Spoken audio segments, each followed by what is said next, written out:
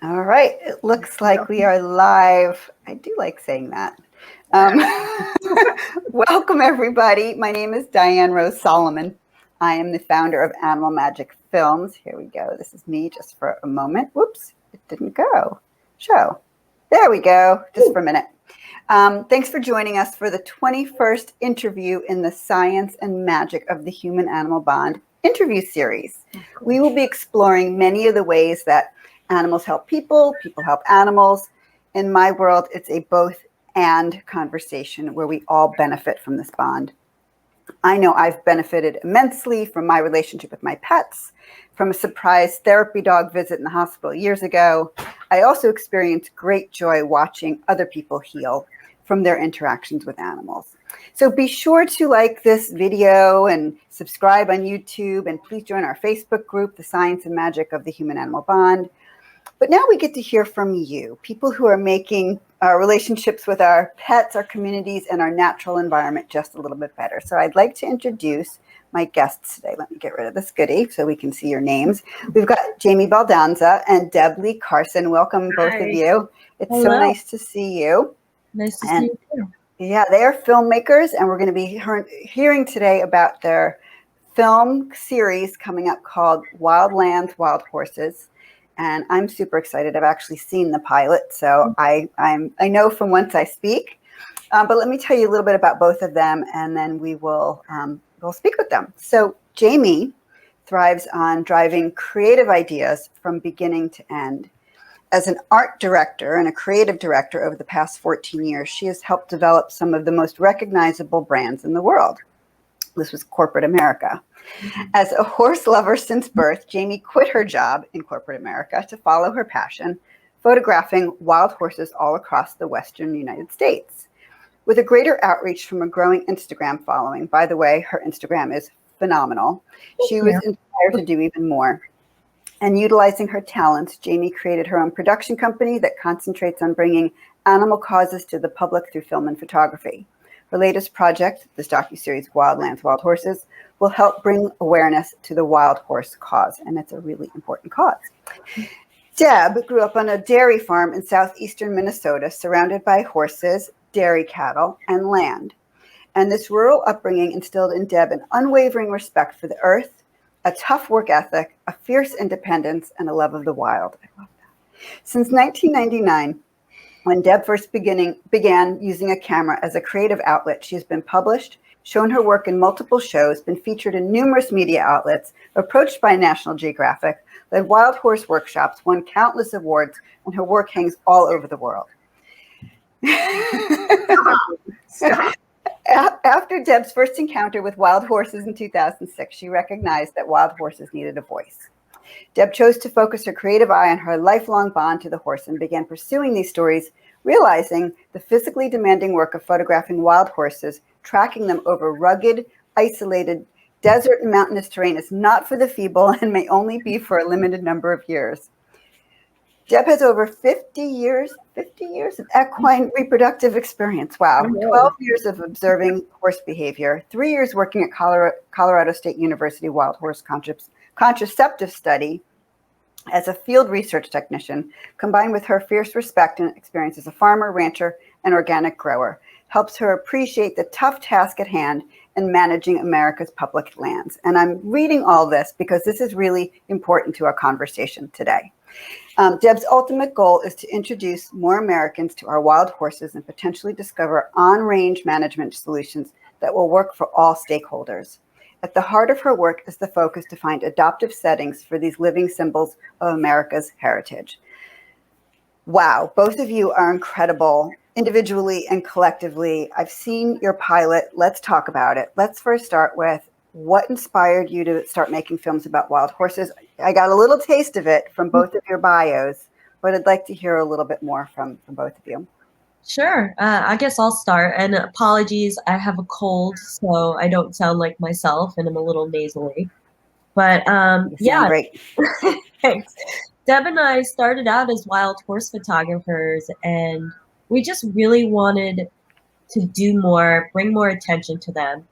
And to do that is to bring them to the masses, and that's through TV and film. So we came up with the crazy idea, and we raised the funds, and we were able to film a pilot episode. And that's really kind of just the gist of it. I mean, we've been photographing wild horses for a good amount of time now, and it just seems like the next step for us. And we're just really, really proud of the episode. You should be. Let me ask this part to Deb, because when I was finishing up speaking about your, in your bio, these on-range management solutions. This is a big part of like the issue here, like why it's important to bring the wild horse issue to the mainstream, to the public. Can you speak about that a little bit? Well, that was Jamie, and our goal was to get America to fall in love with wild horses, because there's so many. That was one of the reasons we decided to do this project, was we would meet so many people all over the country that didn't know that wild horses existed in America. We just were sort of amazed by that, because, well, we're so close to it, right? Because we love our subject matter. So you forget that not everybody know that they exist. And the other reason was that we couldn't find truth or facts. One person would tell us one thing and another person would tell us another. And we felt that that was important. And how do you find those facts? How do you find that truth? And I think that's the big thing for this project, is to show America that there are always multiple sides, especially when it's involving our public lands, because there are so many people that are involved with it and have been involved on our public lands for generations. And we can't just take that generation away from the land. We have to figure out how we can all work together so that the land can thrive for future generations. I think that's the long and short of it. Well said. Very well said. Let me back up a little bit, just because I've seen the pilot, so I have a little sense of what the issue is here. We've got wild horses and they're on wild lands. So, to me, the natural question is, well, what's the problem? Why can't they just live there? Right. Right. That's what everybody thinks. Right. So, but there is a problem, and that's what you're endeavoring to uncover, and maybe, help, bridge the gap. Tell us a little bit about what, I'm calling it the challenge. What's the challenge here? Either one of you. Deb, you take this one. You're better at explaining it. Well, the challenge is getting people to lay aside their differences, to have really tough conversations, because we're all very passionate about our horses, and ranchers are very passionate about what they do for a living. And then you have other wildlife that need homes too, the greater sage grouse. So you have those people. And then you have people that are ATV drivers or hunters. And all of us have to lay aside our differences and be able to sit down and say, look, what can we do to keep the landscape healthy? And what are we willing to negotiate or give up, or whatever it takes to meet those goals? And in today's sort of volatile, negative environment, the stakeholders that are constantly getting lambasted, like ranchers and the BLM, it's really hard. We had a really tough time finding a rancher that would sit down and talk to us in that first episode. And we are grateful that the BLM office in Susanville, that group of people were willing to sit with us and talk what it takes to actually be the boots on the ground people. Mm-hmm. So there's a lot. I mean, I'm not sure if I were a rancher, I'd sit and talk to some wild horse photographer that walked up to me, just because so many of us can be kind of out there and not respectful. What it boils down to is respecting each other's position, mm-hmm. and being willing to talk about that. That's key. I mean, it's key in general in life, but this is a really important topic where it's, there's a finite amount of land and there's a lot of stakeholders, right? Yep. Yep. And so, so how do we work it out? Jamie, did you want to say anything else about that?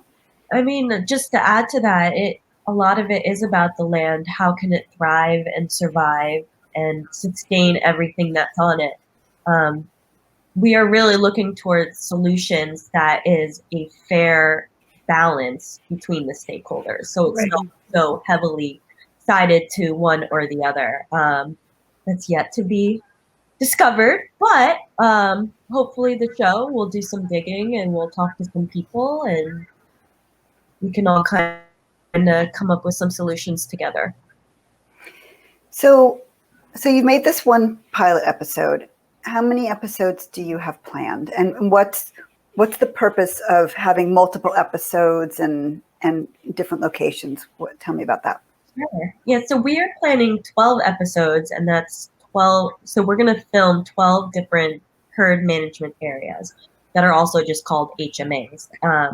We're doing that because there are so many different facets and layers to the wild horse issue. And even where they live is so different from herd to herd. You can go from high desert to the mountains to the forest. And it's really cool, and it gives you a different perspective to see how different all these herds live. And again, back to the issues, there's just so much, you can't fit it into one documentary. Mm-hmm. It would have to take a series to even get in, to skim the top. So that's the purpose of the series. We're going to do 12 episodes. We're going to do Colorado, California, which is the pilot, Utah, Wyoming, Oregon, Nevada. Yeah. 2 episodes because it's so full of history and the start of wild horses and all that fun stuff. What else? North Dakota, which isn't Bureau of Land Management, it's National Park Service. Right.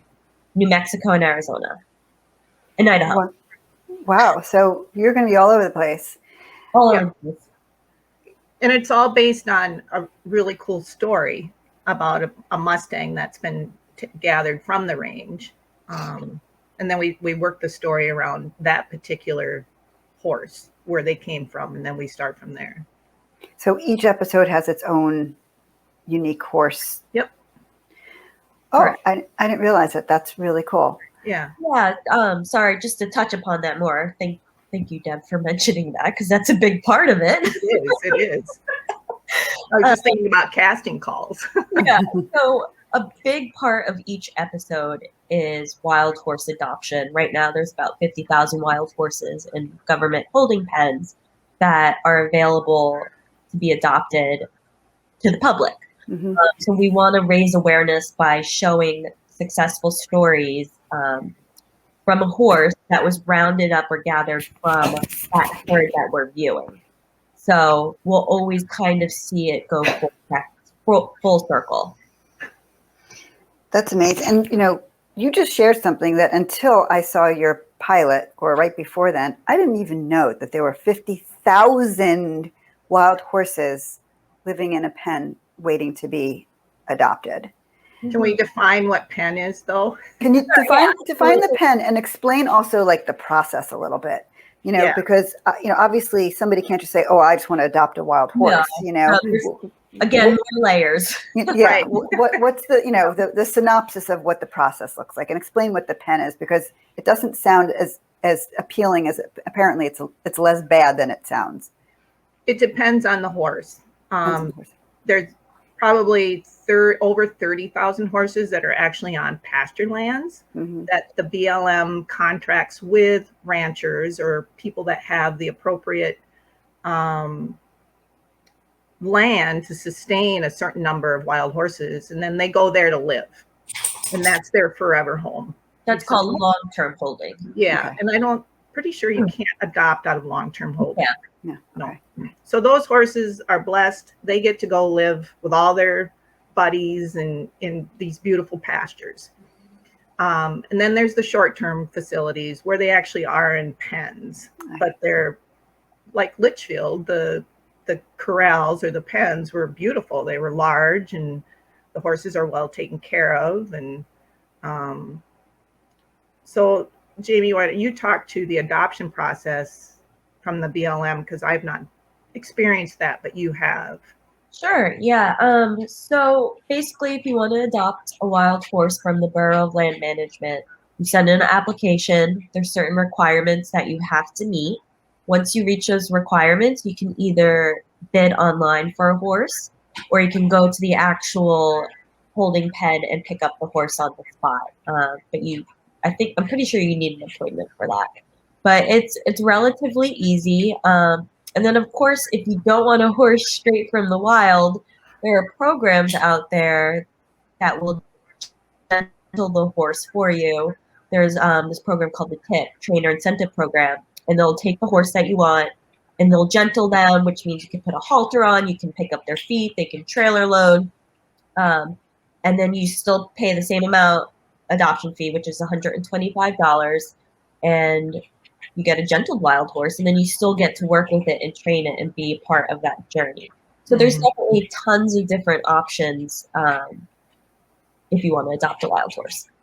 So it sounds like somebody who wanted to adopt a wild horse that hasn't been gentled would have to prove that they had experience gentling a horse, or no?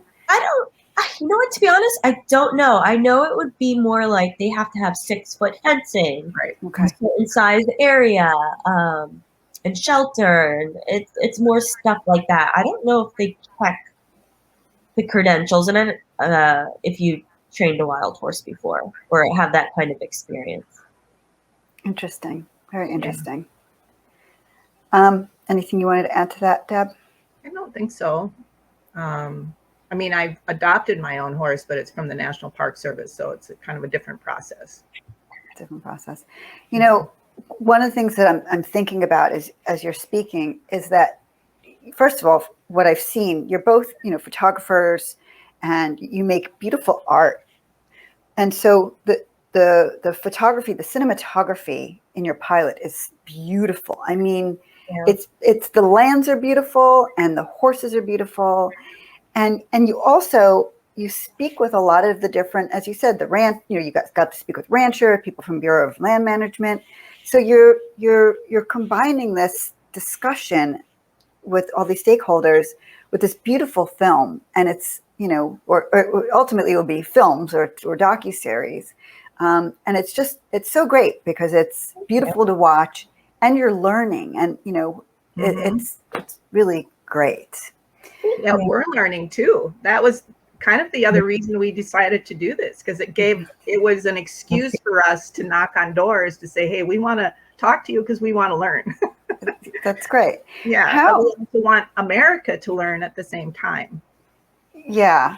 It's also interesting too, because, one of the questions that I was thinking is like, how easy or difficult is it to stay, oh, you got a good kiss,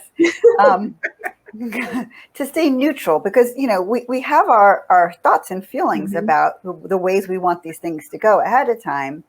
I know, Deb, you grew up, around cattle and ranches, so you have one perspective, Yep. And Jamie has a different perspective. And so you bring, your different perspectives also bring a lot to the table here. Tell me about, how what it's like just, being documentarians and just trying to collect the facts versus I've got my opinion about this. Tell me about that. Yeah, I mean, it's definitely been interesting because I think what I love about Deb and I is, yeah, she did get raised on a dairy farm and I'm a vegan.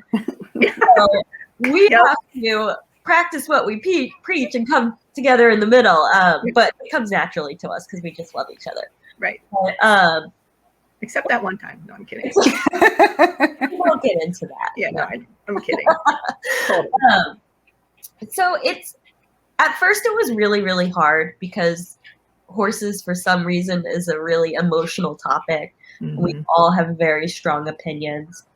But what really helped me was when Deb would be like, let's think about this and break it down and just really kind of go back and watch from the outside. Like, because we're supposed to be observers. We're not supposed to be molding the story. We just show the story of what's actually taking place. So it's getting easier for me. Sometimes it's still hard and I have to grit my teeth, but I've come to really enjoy learning all the different perspectives. Yeah. And having conversations. Yeah. The way I see it, I'm going to be a better advocate for the horses the more I understand the entire picture. Mhm. And that's my goal, is to be the best advocate I can be to make sure that they are here for future generations. And I think we both touched on something so important. It's being able to, see the other person's point of view. You might not agree with it, Right. but at least understand where they're coming from. Yep. And, everybody's coming from a place of, having a love for the horses or their livelihood or something. There's everybody's got love involved in there somewhere, a love of something, might not.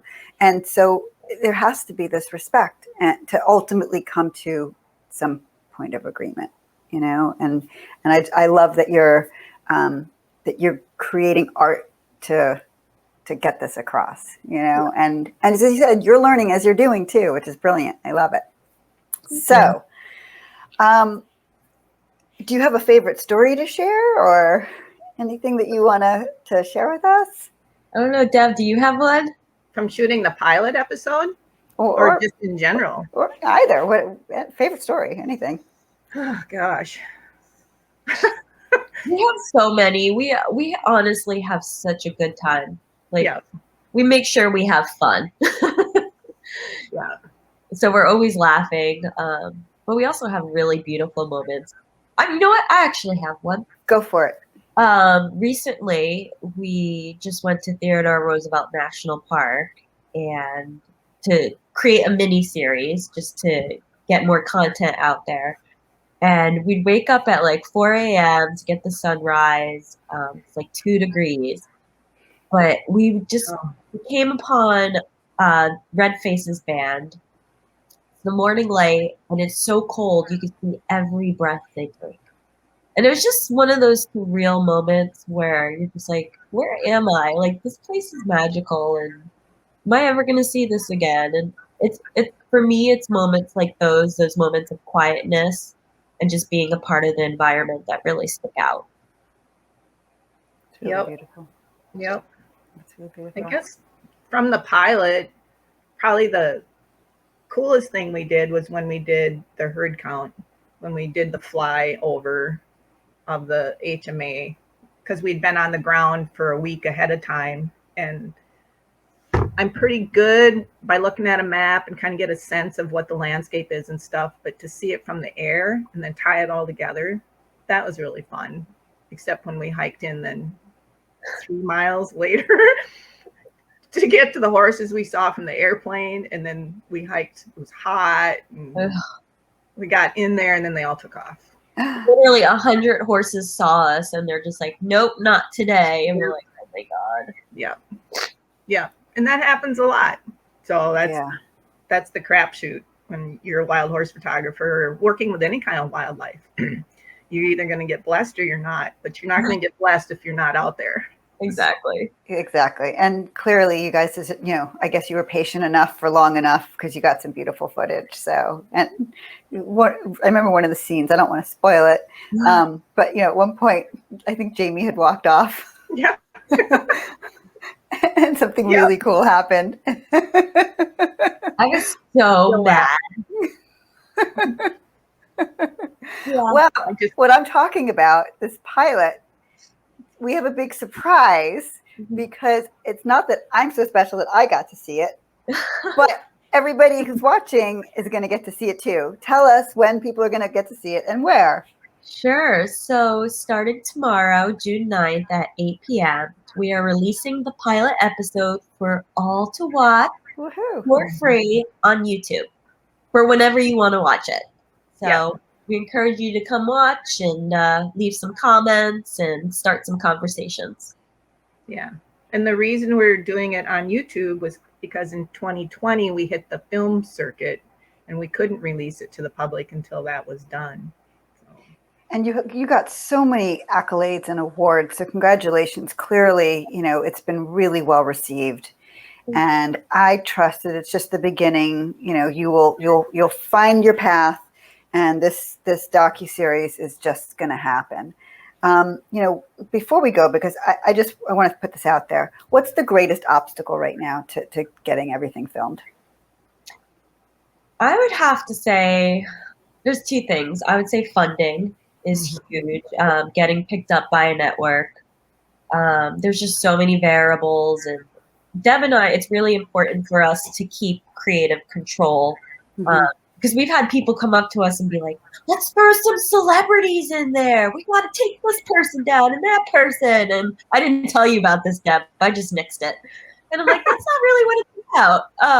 So, it's really finding the right people to be your core team, and to help find that money, whether it's independent from a network or if a network picks you up. That for me, that's what it's been. Yeah. And because we're sort of going against the grain, so to speak, because we are doing it unbiased.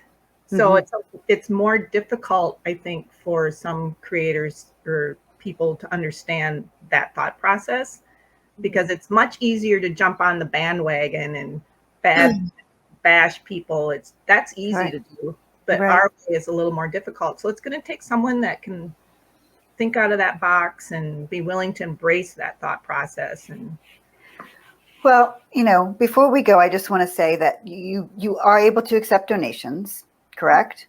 We are. Yes. Okay. On your website, yes? Correct. Okay, wonderful. So here is where we can learn more about Wildlands Wild Horses. You can visit their website, Wildlands Wild Horses. Also, you guys have tons of social media, correct? You're on Facebook, you're on Instagram, Jamie's beautiful Instagram page. And you're on YouTube also. And tomorrow, and I'm going to put this in the show notes so that everybody can see that, that starting June 9th at 8 p.m. Eastern time, correct? Correct. Yeah, yes. That people will be able to watch it. And, let's raise awareness. Let's help you raise some money. So that you can go out there and make the docu-series that you're really meant to make, because it's important and it's beautiful, and I'm excited to see more. So thanks, Diane. Thank you so much. Yeah, that's awesome. Yeah. So before we go, a few quick announcements. Don't forget to join my community. You can subscribe to my YouTube channel, Animal Magic Films. Join the Facebook group, Science and Magic of the Human-Animal Bond. You can visit my website, animalmagicfilms.com, to join our community and learn about my upcoming films and news, although theirs is really cool. So let's go back and talk about theirs for a second. And if you have an idea for another interview or have any reason to contact me, I'm Diane at Animal Magic Films. But here's you guys again, because I really want people to have an opportunity to see your website and get a chance to get in touch with you. So thank you both so much, Deb and Jamie, and I'm excited that a lot of people are going to get to see your premiere tomorrow night and ongoing of your pilot episode, because it's fantastic, and it's just the beginning of amazing things to come. So, thank you, Diane. Yeah. Thank you, everybody, for watching, and we will be back again in a few weeks, not next week, not in 2 weeks, but in a few weeks with another fabulous guest. So thanks again, Deb and Jamie. I appreciate it. Thank you. Bye, everybody. Okay.